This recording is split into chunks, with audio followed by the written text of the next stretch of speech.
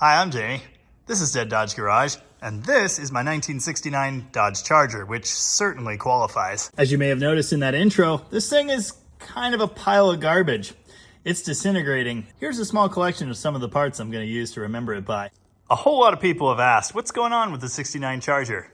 Well, kind of nothing. Until today. We're going to do something with it. We're not exactly going to be doing burnouts by the end of this episode, but we are going to get going on it. Since the last video, I've been hard at work hoarding parts for this car. For example, a decent driver quality set of black seats, buckets, and matching back. A driver quality door panel sitting up there on the hood. I found a replacement center section for the grille. This is actually the original from Mike's purple 69 Charger that I drove home from Chicago. So that's kind of cool. It's also not perfect, but it's better than that one. As you may have noticed, the car needs more than a little bit of sheet metal replacement. Good news! I bought like everything. Okay, I don't have window channel stuff, but I have everything else. Tail panel, rear valance, or whatever you call that, corners, trunk extensions, and obviously full quarter panels. There's even a Charger emblem in here somewhere. Yeah, that box. So today, we're probably not gonna start on any of that, but we are gonna unseize the brakes and put some wheels on this thing. Every single time I go to use this lift, this motor gives me problems. Now it's making horrible grinding noises again. Probably in the market for a new lift pump.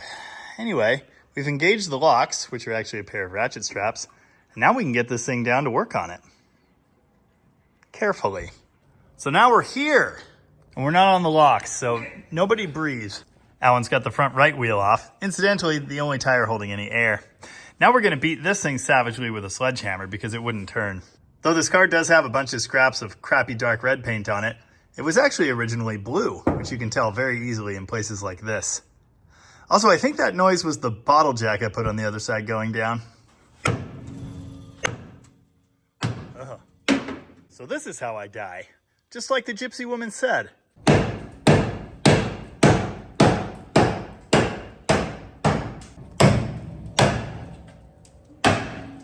Woo! Now you're getting chunks out.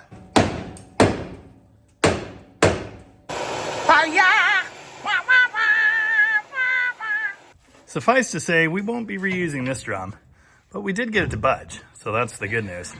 We're gonna pop it off and either loosen the shoes or just rip them out of there. Yes. Maybe. Did I mention this is super sketchy? I think I did. Well, that was ridiculous. Those brakes were still good, dang it. Yeah. The old arm lathe. Maybe don't try this with brakes you actually like. Why is there a random dog? Random dog! What a beautiful piece of garbage. Ooh, 68. It's always comforting finding that your car was made out of Bondo like 35, 40 years ago. Yeah, it's not great. I don't know why Chargers do this for fun, but it just be like that. You've really outdone yourself on that one. Clearly someone's been in here before, judging by the horrible rusted over hammer marks. Did you know Chargers are cool? Even crappy ones. Hey OSHA, is this safe? These rear brakes weren't so bad. We were able to just pop both drums off and clean them, sand them lightly, and they'll go back together.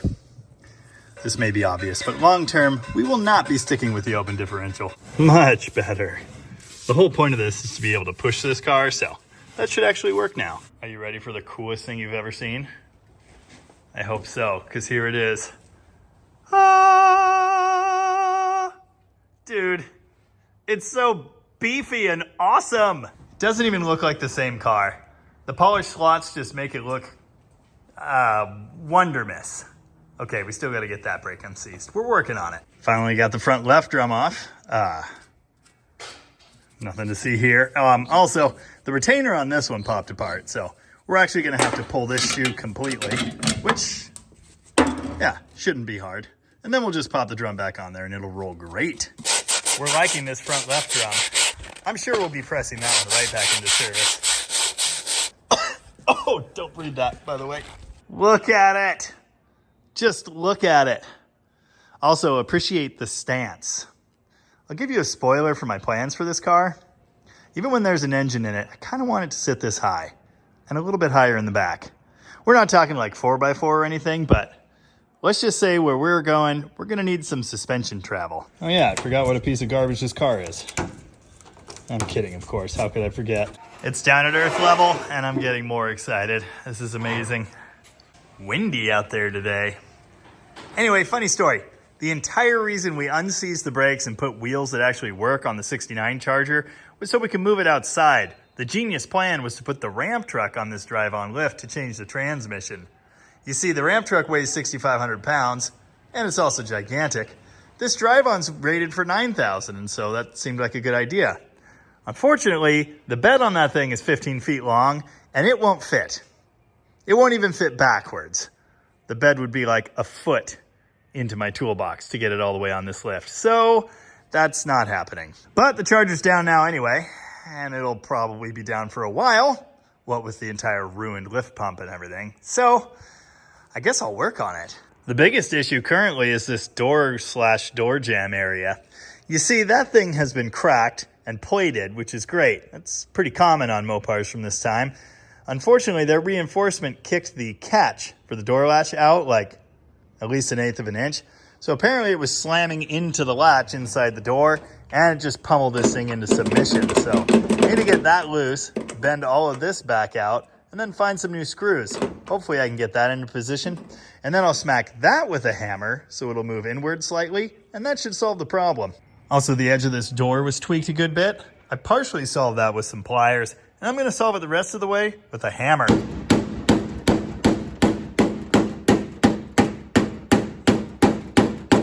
There you go. Body work. That actually worked pretty well. Funny enough, this thing was filled with Bondo decades ago anyway. On that note, pretty sure this thing got an entire quarter. I don't think it was very well done either, because this is also like a 1/4 inch of Bondo. I should probably fill you in on my genius plan for this thing. I showed you the pile of sheet metal I bought, so you're probably thinking, Jamie, you're gonna fully restore that thing. It's gonna be an entirely new Charger, and then you're gonna paint it, and it's gonna be nice. But you would be wrong. Remember, I already have a nice Charger. Well, nice. Nice-ish, anyway. God, you can really see that overspray. I gotta fix that. I absolutely love the well-seasoned look of this car. And I know there will be many members among the viewership that will not agree with me, that will want to see it fully restored. My wife said I should probably repaint it blue someday, and I might just do that. But for now, I want to keep this wonderful primer gray look. And it is gray, by the way. People keep calling it white. I know there are more than a few ratty Chargers out there in the world, but I just like it. I can't help but like it. I think it's cool. And as I've alluded to somewhat, I have some fun things in mind for this car. So full restoration is not on the table at this point. However, I need a little bit more structural stability than this. There's no trunk floor in this thing, essentially, and the driver's side rear frame rail also getting a little holy. So we're going to address all that. We're going to replace the rear sheet metal. We're going to change out the tail panel and all the nice looking pieces on the back as well. And then we're going to fog them with gray primer and try to match what's on this car already. Yes, I do have skins that come all the way up to this line, but I'm probably not going to use them. I'm actually planning to section out this bottom stuff, the pieces that are really, really bad, and then we'll just weld those patches in and fog them with some primer and call it a day. Once all that is done, I'm going to look into strengthening this unibody as much as possible. For 2 reasons. 1, because I like to party, and 2, because I'm going to put a bunch of horsepower in this thing. Like at least, well, 500-ish. Does that even qualify as a bunch of horsepower anymore? I'm not so sure. It's a bunch to me, though. I've had this absolutely ridiculous 440 sitting here in the corner since before the Charger came home. And the pile of parts on it has grown even taller. There's an intake and a carb now, which is great. Also, there's a roller cam and conversion lifters and roller rockers. That engine has been my plan for the Charger since day 1. So I'm happy to report I'm probably not putting it in here because I got something even better. And we're going to talk about that at a later date. Chassis reinforcements. Torque boxes will be number 1. Those are the reinforcing plates that go at the leaf spring mounts here and then firm up this front bulkhead, firewall, rocker area at the front. Between those, of course, we'll do subframe connectors. And I may consider doing the complete US Car Tool stiffening kit. If I don't use their stiffening kit, I'll probably come up with braces of my own. I want to reinforce the shock tower areas. I want to strengthen the inner fenders. I may even do strut tower brace type things like the import guys always use. I want to make sure this car is not going to twist to pieces when I do what I want to do with it. I can't possibly be the only one that's been dreaming of a ratty off-roadable Charger for years. That's my plan for this thing. But again, I don't want it to crumple to pieces. So I'm planning to shore this thing up as best I can to make it truly capable. Now this plan will certainly also include disc brakes in the front, gigantic torsion bars, a huge tubular sway bar, probably tubular upper control arms or at least braced control arms. Again, just as much beef as I can pack into this thing as possible. Anyway, where was I? Yes, I believe I was over here, trying to make the door work. The fact that the hinges are completely sacked and the door sags that much probably has something to do with the latch falling out of it. Another cool feature the 69 has is crackosis at the top of that door jamb area, but as you can see, it's pretty common on other Chargers. This is what the door jamb is supposed to look like. That's a new one. This hinge is cracked almost in half. Finally got the door latch out of the way, which was way dumber than I thought it would be. I had to remove the inner door handle, slide it out, pop a clip, and then rotate it 90 degrees, slide that out, and then the latch could finally come out of there. Ridiculous. These star wheel latches are really interesting. You can see there's a wheel in here, which is what the little linkage bits grab, and there's a wheel out here, which is what engages a tooth up in this catch. It's an interesting design. They use this in like all models for many years. You know, it's not uncommon to see this kind of damage in like Jeep Cherokees and Chevy trucks from the 90s, but I've never seen it in one of these classic doors before. The shop black hole swallowed my hammer. Cannot find it. And it's driving me crazy. Why is it over here? Who puts a wink mirror in a Charger? Just why? Bye-bye. That is a latched door. I didn't fix the hinges. I'll be gutting the entire interior, pulling the kick panel, gutting the dash, and then I'll be able to get to those at some point in the future. But I got the latch secured with one original screw down there, one extra long screw and a big fat fender washer up here. I straightened the door out. I pieced the linkages back together. Someone has definitely been in there before and it's a mess. But anyway, everything works. It actually locks too, kind of. Doesn't move the best. This is definitely not going to be a just slam it type door for now, but anyway, it kind of works. There you go. Time for another big improvement. The deletion of these goofy seats. I don't even know what these are.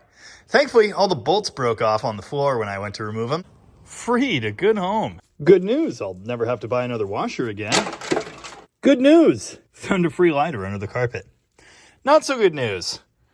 This will come as a shock, but the floor is actually worse than I thought it was. Oh, more bad news.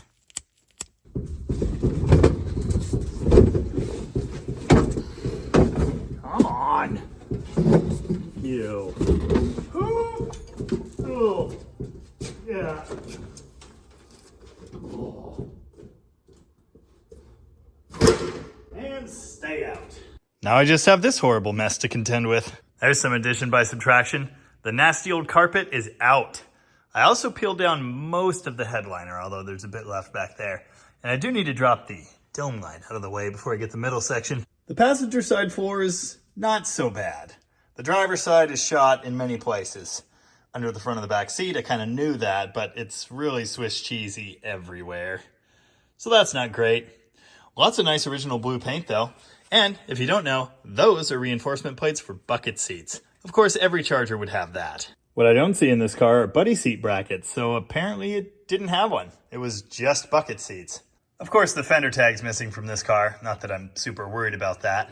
I will look for a build sheet under the back seat, but I'm not holding my breath. I really don't know why, being such a nutso small block guy as I am, I didn't just drop a small block in this thing and make it run and drive.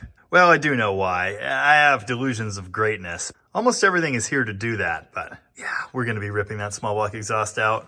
Also, what's left of this battery tray, that's really impressive. Here's the vacuum reservoir used for the headlights. It's weirdly not all full of holes. They usually are. It's all unhooked, but all of the vacuum lines for the headlights are actually still here. And the wiper motor, and the voltage regulator, the ballast resistor, the firewall ground cable, just about everything.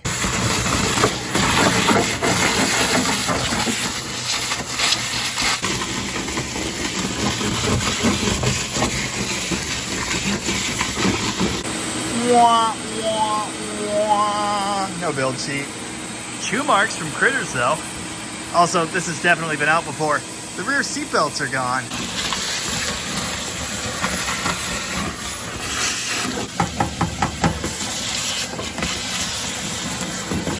Oh, that's heavy now. There's like 8% of a charger in there and a bunch of rat stuff. Wow, just that made a humongous difference.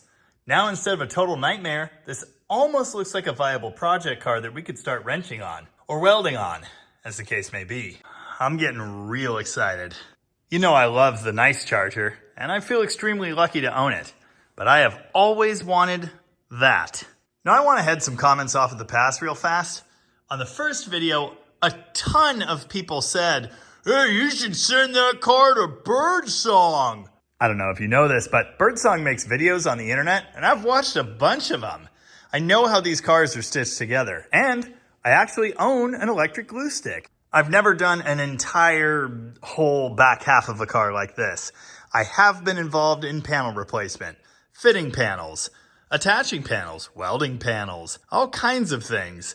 I've seen it, I've helped with it, I've done a bit of it myself, and I am looking forward to doing a lot more of it on this car. It's gonna be fun, probably. It's also gonna be grueling, and it's gonna take months, most likely. It's time for dinner, and all I can taste is horrible dust, so we'll get back to this later. It's days later, and I'm working on my crappy charger again. Oh, I did fix this stupid lift again, in case you were wondering, so it's back in the air. Anyway, here's the current plan. This thing needs a whole bunch of metal work, and I'm not quite ready to start on that, but I'd like to get ready. To do that, I'm gonna take everything that I can out of the way.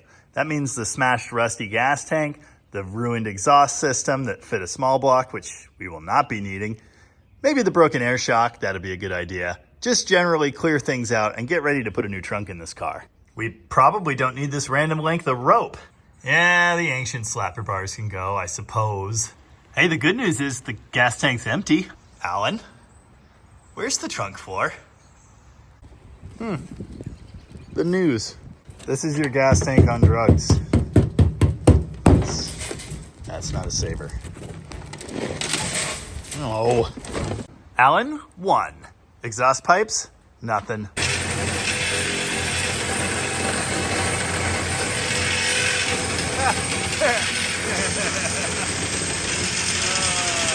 Man, that's a good Sawzall blade. Nice. Watch your noggin. Dude, that exhaust is still watertight apparently. Ugh. Anybody need some genuine 69 Charger exhaust? It's available. Everybody hold your breath. Ooh. Oh, there's a lot of it. How much of that stuff should be in my mouth? Just wondering. There, we deleted the slapper bars. You're welcome. Got it. Oh, that wasn't so bad. Look at all that shiny blue in there. Very nice. I think I mentioned previously the driver's side quarter has already been skinned. Well, there's your evidence. You can see the lap right in there and the spots where they welded all that. I really wanted to save as much of this quarter as possible, but I don't know. Looking at that, I'm starting to think maybe it just needs to go and we do the whole skin. It sure would be easier. So it's one of those good news, bad news situations. The good news is we've made a lot of progress here. Most of the stuff in the way of doing all the metal on the back of the car is now gone. The bad news is now we actually have to do that. Also, not that this is surprising, but this rear left frame rail is even worse than we thought, like all the way up to here. So I'm gonna have to try and source one of those. Overall, I'm not totally depressed or dejected, and I'm still looking forward to doing the project. I suppose at the end of the day, that's really all we can hope for. It's amazing how much of this can just be removed by hand. Yeah, I'm gonna quit while I'm ahead. Next on the docket is gonna be removing the taillights, the back bumper, the tail panel, cutting the bits of the valance off. Really digging in, and I don't wanna do that until we're ready to finish, I guess. But go ahead and stay tuned, because it won't be long. This thing is gonna be an absolutely ridiculous monster. Anyway, hopefully you enjoyed this. I certainly did. In any case, as ever, thank you very much for watching. And remember, inside of you, there are 2 chargers. One of them has a serious drinking problem, and the other one looks like this.